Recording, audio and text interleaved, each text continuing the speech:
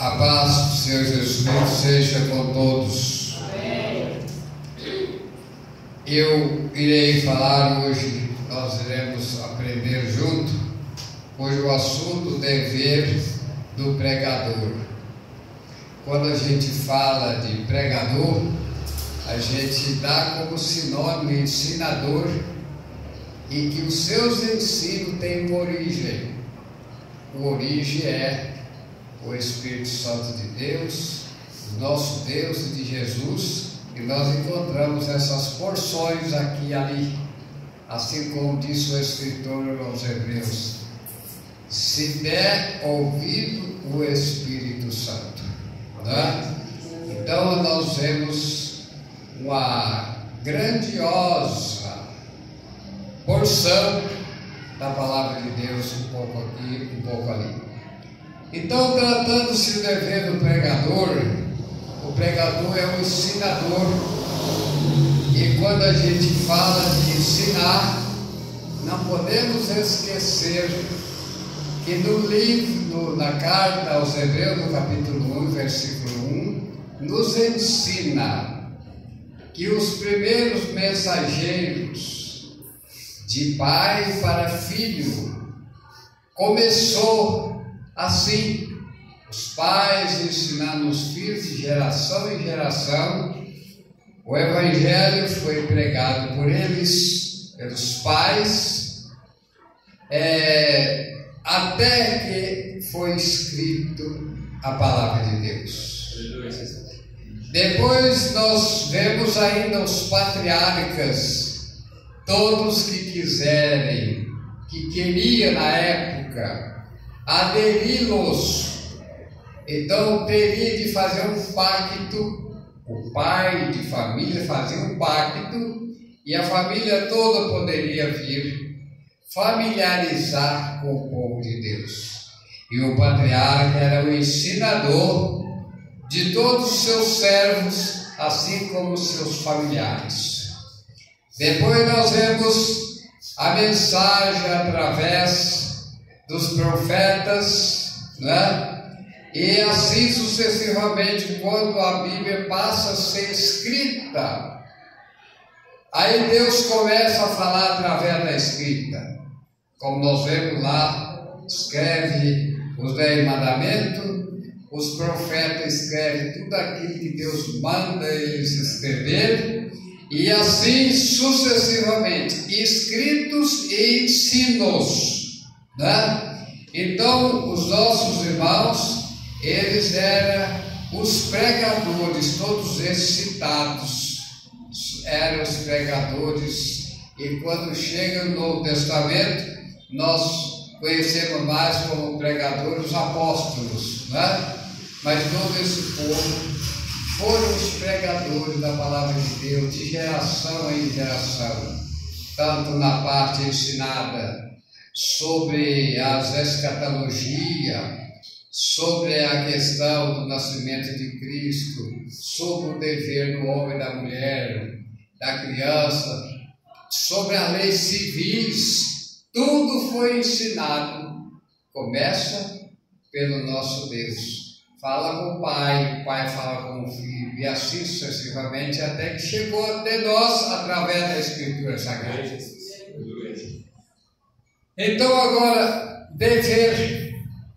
Você sabe que quando nós somos incumbidos a determinadas coisas, a nossa consciência às vezes precisa pesar um pouco, porque nós somos incumbidos a iluminar as pessoas uma vez que nós encontramos a luz.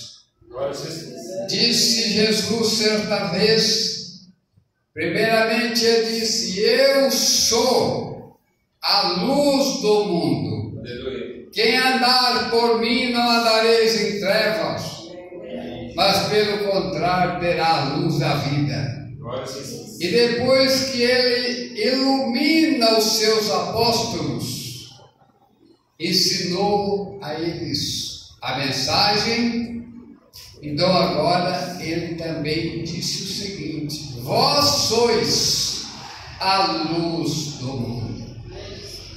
Então, todo mundo que alcançou o conhecimento do Evangelho, ele tem um dever: falar com aquele que não sabe, para que essa pessoa também possa vir a servir a Deus da maneira que Deus quer, para que essa pessoa ou todos possam ser salvos. Então aqui, até é engraçado que Pedro, ele acha por justo fazer isso. Ele disse assim: eu tenho por justo, enquanto estiver neste tabernáculo, a de mostrar-vos. Então ele disse assim: enquanto eu estiver nesse tabernáculo, eu tenho que despertar-vos com admoestação, corrigir, ensinar de maneira evitando que alguém prossiga errando, mas vindo para Deus. Então aqui, esse tabernáculo, como vocês sabem, a igreja, ela é um lugar, literalmente, onde o povo está, não é isso? Mas na Bíblia nós somos chamados de igreja, nós somos chamados de templo, nós somos chamados de tabernáculo. Aqui o Pedro diz: enquanto eu estiver nesse tabernáculo,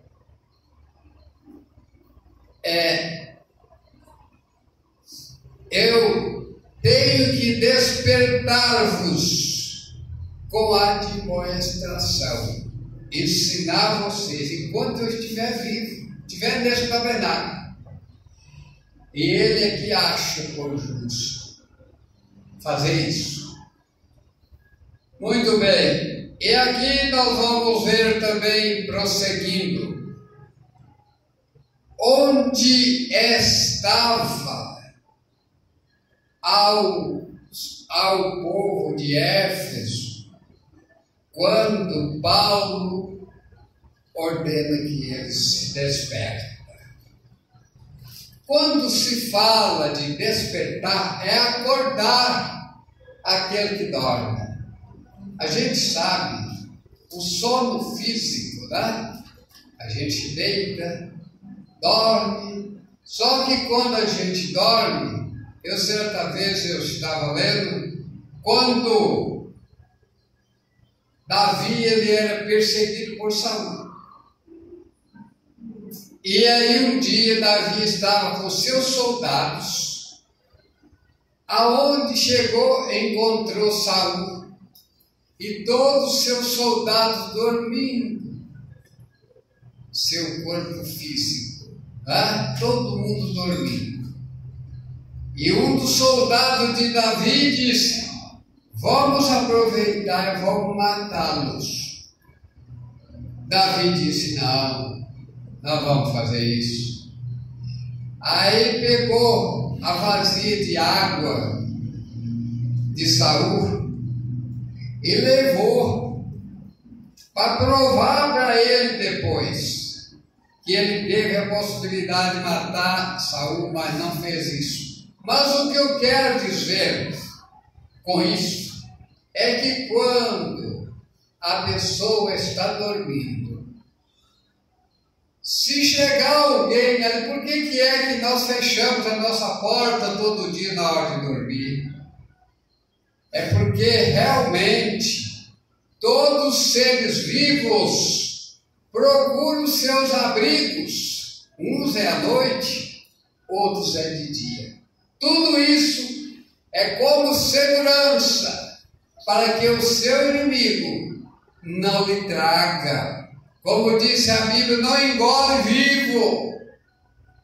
Então, amados, os seres vivos, os seres humanos que nós estamos falando, fisicamente, ainda tem que ter cuidado quando dorme, não é isso? Davi disse assim: eu deitei e dormi, porque o Senhor me sustentou. Em outro lugar ele disse: eu deitei em paz, porque o homem que lutou muito na guerra, agora aquele dia diz que deitava em paz.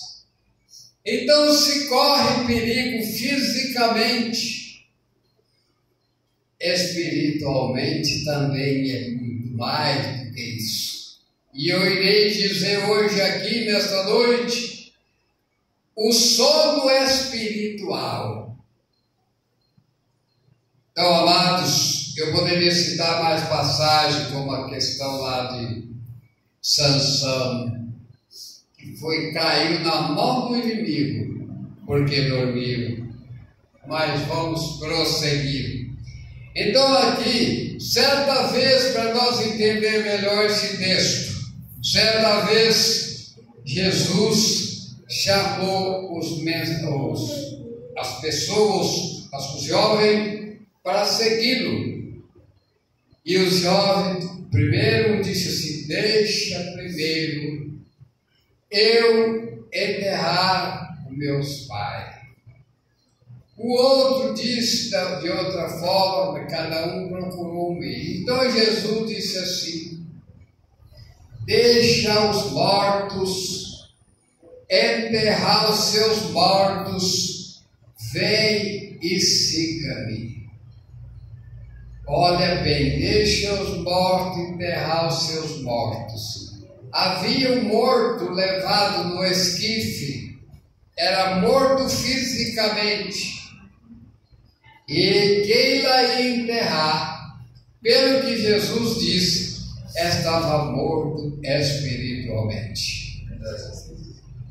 Então aqui, segundo Paulo, ele escreve aos Efésios,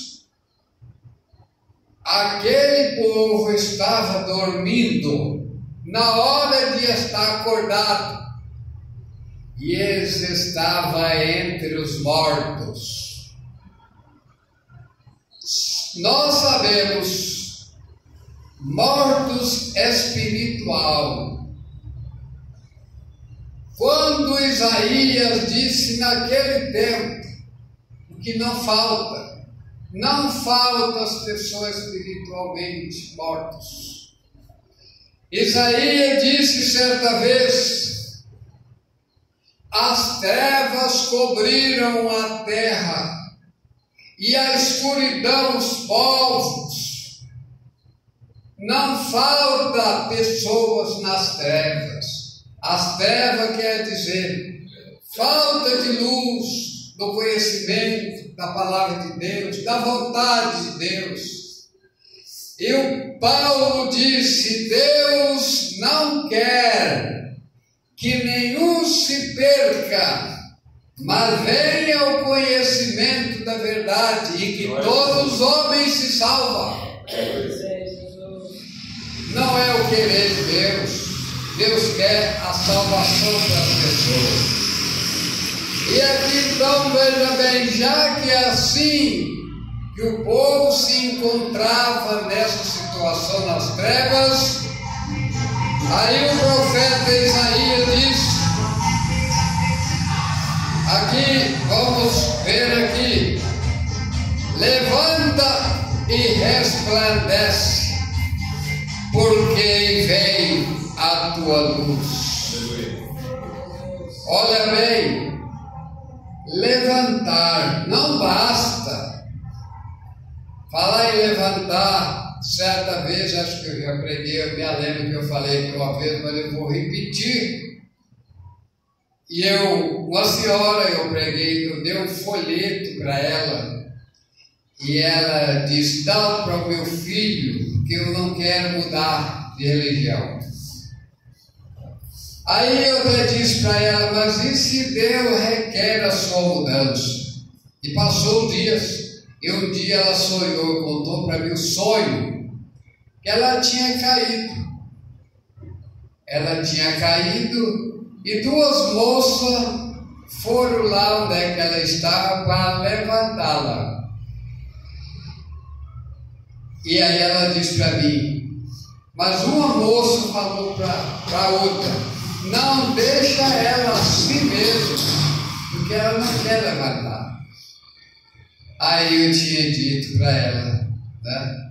Falei: o seu sonho é esse, que de fato a senhora está caída espiritualmente e não quer levantar. Então aqui não basta só levantar. O profeta diz: levanta e resplandeça. É para levantar e resplandecer, porque aí vem a tua luz. É a promessa: prepara porque vem a luz, e é Jesus Cristo. E a glória do Senhor vai nascendo sobre ti. Louvado seja Deus.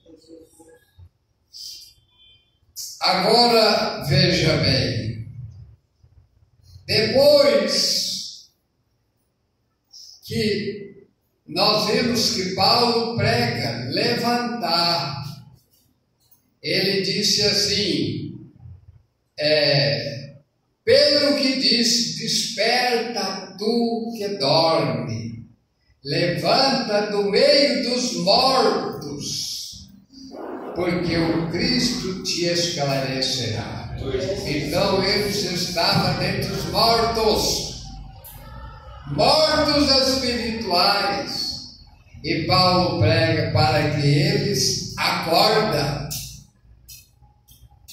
Irmãos, como disse o pastor Samuel lá no estado do Paraná, naquele tempo, ele disse: nunca houve tempo fácil para servir a Deus, mas agora nós podemos falar.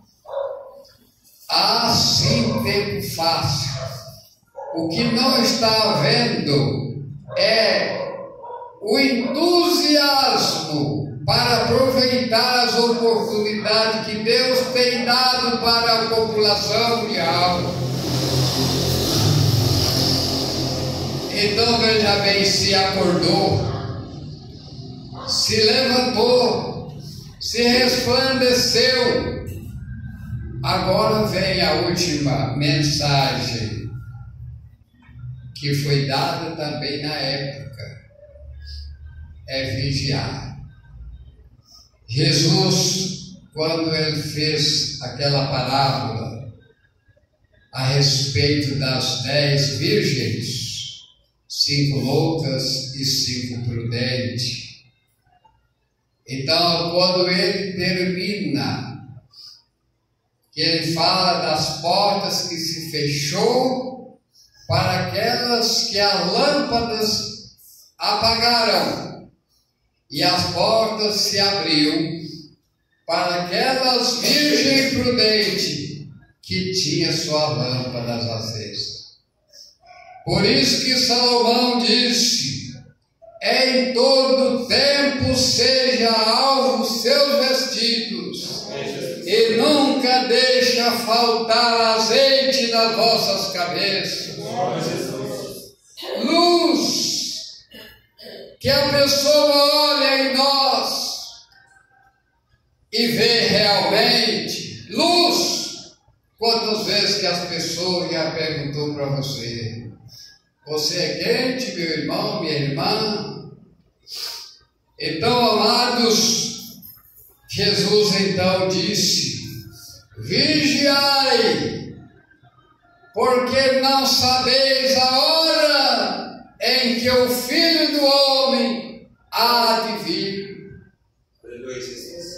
Depois de acordar, depois de resplandecer, depois de estar em pé, agora vigiar. Amados, o que está um pouco difícil nos nossos dias é permanecer em pé. Mas por isso que Jesus disse: vigiar. Vamos pensar um pouco nessa questão de vigiar. Nós sabemos que as autoridades, né, eles têm aquele cuidado para que não seja surpreendido pelo inimigo deles, e também para a segurança das pessoas. Eles são cuidadosos e tem que ser malicioso para o bem. Eles não dão as costas para as pessoas, muitas vezes. Não pode. Não é todo mundo que ama. Embora que todos nós somos ensinados, amai-vos uns aos outros. Sendo assim, alguém pode confiar. Se todos pensassem assim, somos ensinados a amar, somos ensinados a fazer o bem, somos ensinados a fazer as pessoas ser felizes, mas enquanto isso não existe de um modo geral, precisa vigiar. Então as autoridades, conforme eles vigiam, está atento. Vigiar é estar atento. Você consegue distinguir o mal quando quer te surpreender? Você se lembra quando Paulo estava pregando, ele e Silas? Naquele momento alguém disse uma coisa para eles, que se fosse no dia de hoje, muitos iriam dar glórias a Deus. Quando alguém, aquela pitonisa, disse: estes homens que estou ensinando, eles são servos do Deus Altíssimo. Nem Paulo entendeu nada. Talvez ele achou que aquela mulher já seria uma mulher evangélica. Foi por muitos dias, até que o Espírito Santo revelou para Paulo que aquilo não era nada de Deus, mas parecia demais. Porque estava falando certo. E Paulo e Silas era servo de Deus Altíssimo.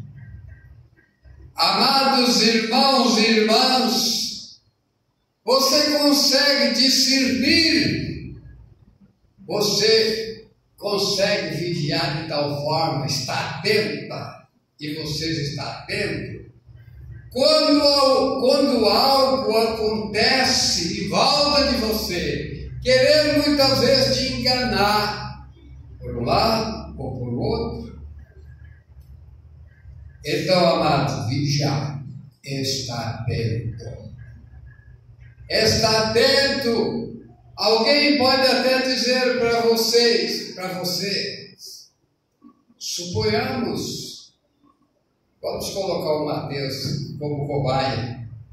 O Mateus fala com o Antônio, do irmão Antônio. Ele fala mal dele.